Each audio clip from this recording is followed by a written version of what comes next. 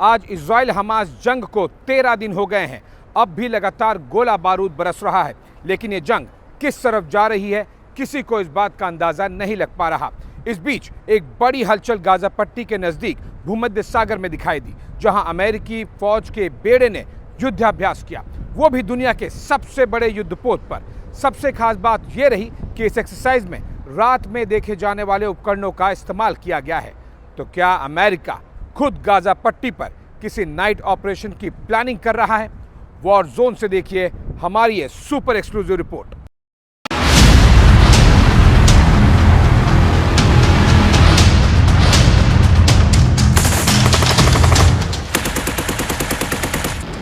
जंगे मैदान के सबसे करीब खड़ा दुनिया का सबसे बड़ा युद्धपोत।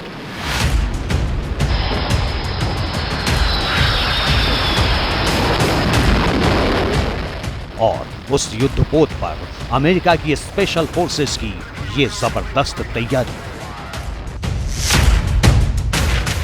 नेवी हेलीकॉप्टर से रस्सी के सहारे युद्धपोत पर उतरते अमेरिकी सैनिक।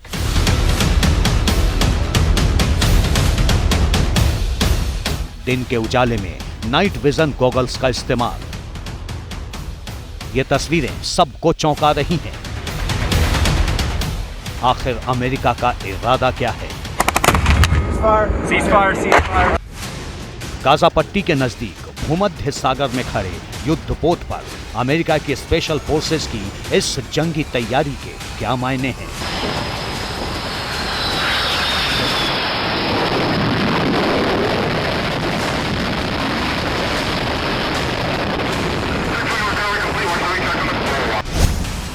क्या अमेरिका खुद गाजा पर किसी नाइट ऑपरेशन की तैयारी में है? आखिर अमेरिका को अपने जंगी बेड़े भेजने की जरूरत क्यों पड़ी? ये समझने से पहले ये जान लीजिए कि अमेरिका ने युद्ध भूमि के नजदीक अपना कितना बड़ा सैन्य जमघट लगा दिया है। जंगे मैदान के नजदीक यानी भूमध्य सागर के पूर्वी हिस्से में अमेरिका अब तक 2 युद्धपोत तैनात कर चुका है और तीसरा बेड़ा भी आने वाला है। अमेरिका ने यहां क्या क्या तैनात किया है यह मैं आपको सिलसिलेवार तरीके से बताता हूं। देखिए, पहला जो युद्धपोत है USS Gerald R Ford aircraft career, ये इस पर तैनात किया गया है।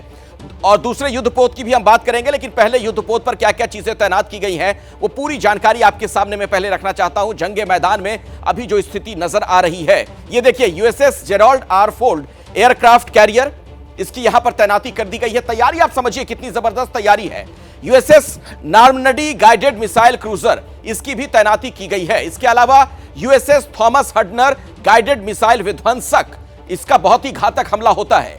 यूएसएस रामेज गाइडेड मिसाइल विध्वंसक, इसकी भी तैनाती की गई है। इसके अलावा यूएसएस कार्नी गाइडेड मिसाइल विध्वंसक, यह भी गाइडेड मिसाइल है। इसके अलावा USS Theodore Roosevelt nuclear powered aircraft carrier, आप समझ रहे हैं, न्यूक्लियर पावर्ड एयरक्राफ्ट कैरियर है ये। तैयारी जबरदस्त है। अब दूसरे युद्धपोत की अगर बात की जाए, यूएसएस डवाइड डी, इसकी अगर बात करें तो देखिए इस पर किस तरीके की तैनाती नजर आ रही है। USS Dwight D Eisenhower 5 star aircraft carrier.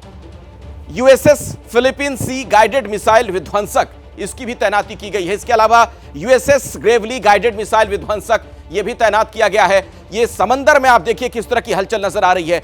USS mason guided missile विध्वंसक, यह भी तैनात कर दिया गया है। यानी तैयारी इस बार बहुत जबरदस्त नजर आ रही है। यह दूसरा युद्धपोत जो है वो भी पूरी तरीके से लैस है घातक हथियारों से। इजराइल के नजदीक समंदर में अमेरिका की जो तैयारी है, जो तैनाती है, वो अप्रत्याशित है। ऐसा आमतौर पर देखने को नहीं मिलता है। इजराइल की मदद के लिए अमेरिका ने जो 2 विशाल युद्धपोत भेजे हैं, उसमें 12,000 से ज्यादा अमेरिकी सैनिक तैनात हैं। भूमध्य सागर में 2 युद्धपोतों के साथ अमेरिका की जो सैन्य तैयारी है वो कोई मामूली नहीं है। 2 विशाल युद्धपोतों पर कई लड़ाकू विमान तो है, साथ ही मिसाइलों का सर्वनाश करने वाले विध्वंसक भी हैं। ऐसे में सवाल यह है कि इजराइल हमास जंग में आखिर अमेरिका क्या करना चाह रहा है? क्या अमेरिका खुद सैन्य ऑपरेशन की प्लानिंग कर रहा है? इसके कुछ संकेत तो अमेरिकी राष्ट्रपति जो बाइडेन एक दिन पहले ही टेल अवीव में दे चुके हैं। We've seen it described as Israel's 9/11. Well, for a nation the size of Israel, it was like 15 9/11s. We're going to make sure we have what you need to protect your people, to defend your nation. Biden तो एक दिन के तूफानी Israel दौरे से वापस लौट चुके हैं, लेकिन इजराइल में दुनिया के प्रभावशाली नेताओं का पहुंचने का सिलसिला जारी है। अब ब्रिटेन के प्रधानमंत्री ऋषि सुनक इजराइल पहुंचे। उन्होंने इजराइल के पीएम बेंजामिन नेतन्याहू से मुलाकात की और इजराइल के प्रति अपना समर्थन जताया। I'm pleased to be here in Israel at this important time. Above all, I'm here to express my solidarity with the Israeli people. You have suffered an unspeakable, horrific act of terrorism, and I want you to know that the United Kingdom and I stand with you. तो एक तरफ Israel की धरती पर दुनिया के बड़े नेताओं का आना जाना लगा हुआ है, वहीं इजराइल भी गाजा पट्टी और लेबनान वाली साइड में धुआंधार बमबारी जारी रखे हुए है।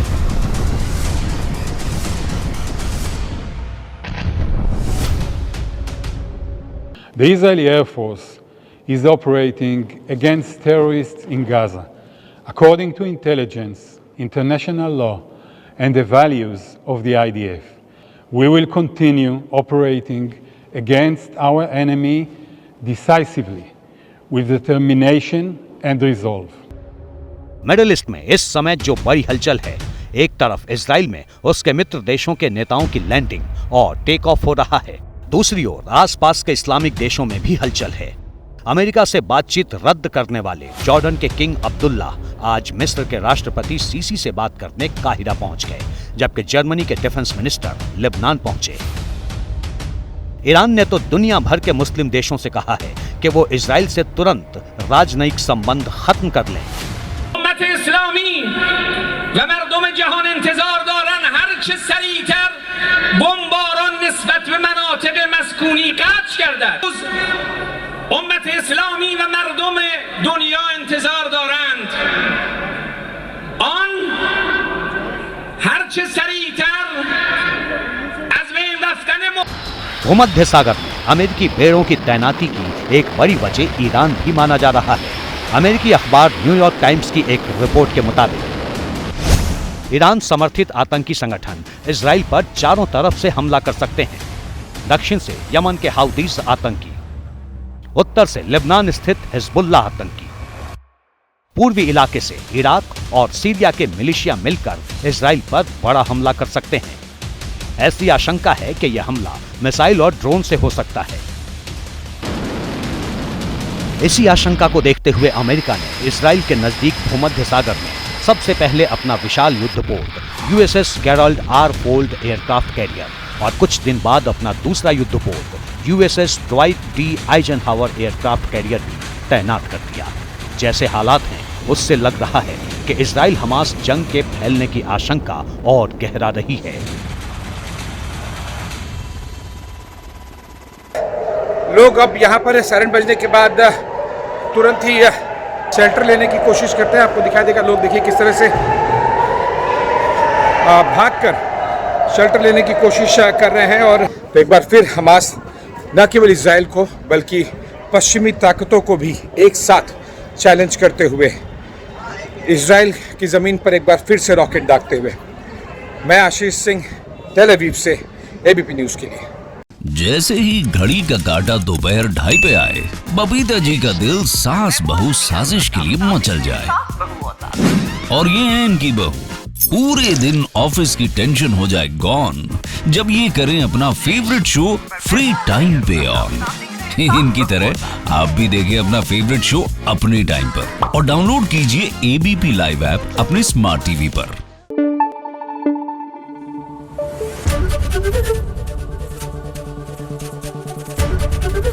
एबीपी न्यूज आपको रखे आगे।